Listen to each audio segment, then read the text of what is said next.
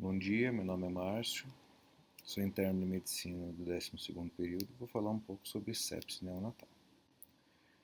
É uma das principais causas de óbito no período neonatal, ocorre nos primeiros 28 dias, período conhecido como período neonatal, e ela decorre de sinais sistêmicos de infecção e ou isolamento de patógeno do sangue. Às vezes, quando os sinais não são identificados, apenas o isolamento já diz respeito à própria sepse. Pode ser precoce ou tardia, em algumas referências é separado entre precoce e tardia entre 48 horas, outros separam entre 72 horas e outros separam entre uma semana de diferença de intervalo entre elas.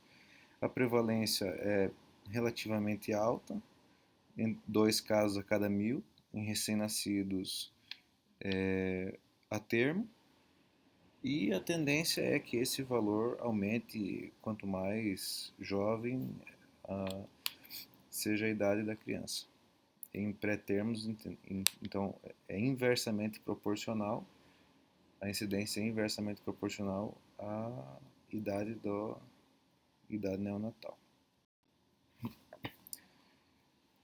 A fisiopatologia é um pouco diferente naqueles em que apresentam a sepse neonatal precoce.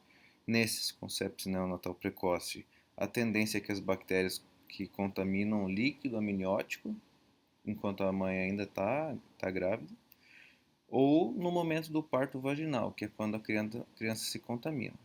E no tardio é uma colonização no período neonatal, ou seja, pode ser tanto da microbiota hospitalar, quanto manuseio, quanto outros fatores relacionados. Não seria tão aguda assim essa contaminação. Seria um pouco mais tardia, o nome já diz, já cita. A etiologia na precoce é relacionada principalmente ao Streptococcus agalactiae, conhecido como Streptococcus grupo B, E. coli, também é bem plausível, anaeróbios, e a sepse precoce tem uma mortalidade mais alta do que a sepse neonatal tardia. Ela é um pouco mais aguda. A tardia também tem o Streptococcus agalactiae como principal etiologia, mas também pode ser encontrado por bactérias gram-negativas e também fungos. E a contaminação é principalmente hospitalar. Ele tem um curso um pouco mais insidioso que a sepse neonatal precoce. Temos fatores de risco para o desenvolvimento dessa colonização e para o desenvolvimento da sepse neonatal, que são tanto maternos quanto do próprio recém-nascido. A observar: os maternos, a gente tem a febre materna, infecção do trato urinário, colonização pelo Strepto B, ruptura das membranas acima de 18 horas, infecção de trato genital, herpes, até a maior parte das infecções do trato genital em si. O recém-nascido, agora fatores de risco voltados ao recém-nascido: taquicardia, prematuridade, como já foi citado antes, a incidência aumenta conforme a menor idade do nascido, e o sexo masculino, e a pigar nos 5 minutos menor do que 7.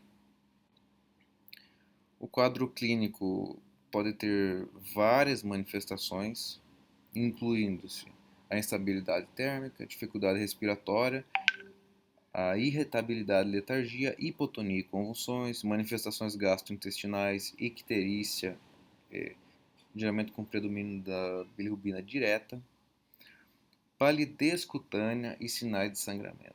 Então, são muitas manifestações, certo?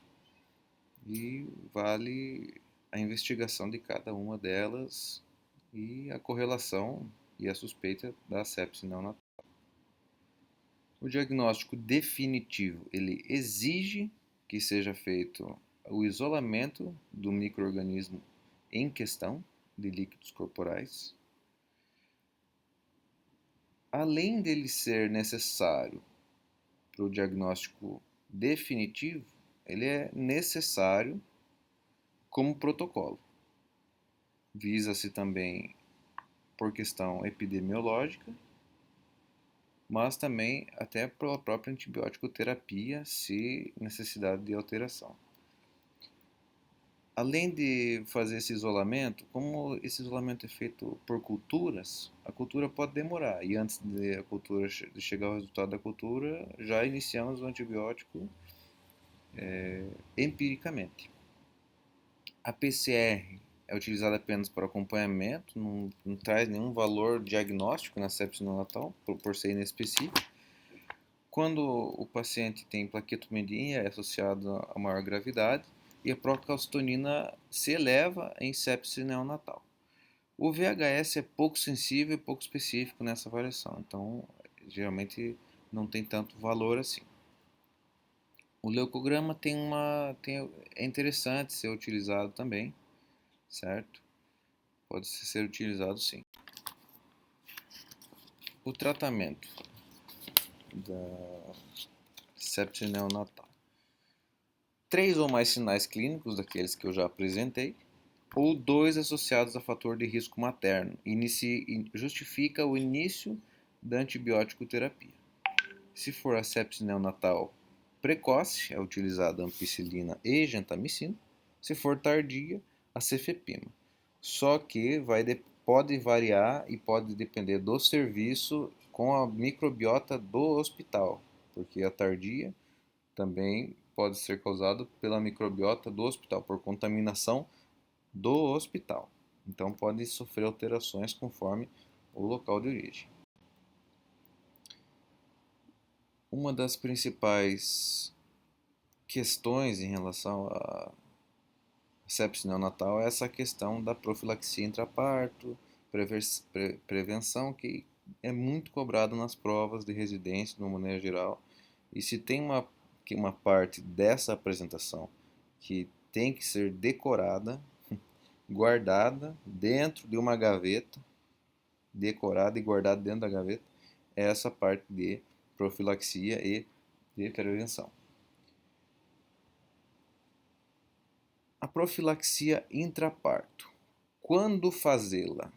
Se tem história de doença invasiva por GBS, que é o estreptococo, se a gestante tem bacteriúria por GBS na gestação atual, se ela tem status desconhecido de cultura ou alguma doença por GBS associado a um ou mais, entre eles parto prematuro, ruptura prolongada, temperatura materna maior ou igual a 38 e o teste intraparto para GBS positivo. Como é essa questão de ruptura prolongada? É acima de 18 horas. E parto prematuro menor do que 37 semanas, é claro. Lembrando que o rastreamento é realizado entre 35 e 37 semanas. E se a gestante não tiver entrado em trabalho de parto, tiver com as membranas íntegras e for feita cesárea, não tem necessidade de quimioprofilaxia, certo? Não vai haver contaminação. Como a gente vai fazer essa profilaxia?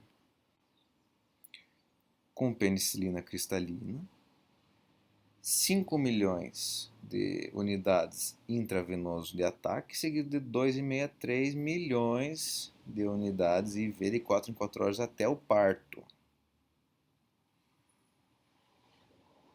Tanto que essas 4 horas a gente considera que a paciente foi tratada se ela recebeu essa dose em até 4 horas do parto. Por isso essas 4 horas são importantes de se lembrar esse valor das 4 horas. Ou pode ser feito na foto de penicilina cristalina, ampicilina 2 gramas em ataque, seguido de 1 grama de 4 em 4. Se a alergia grave à penicilina, pode fazer a vancomicina. E se a alergia não grave, não tão grave assim, pode ser feita a cefazolina.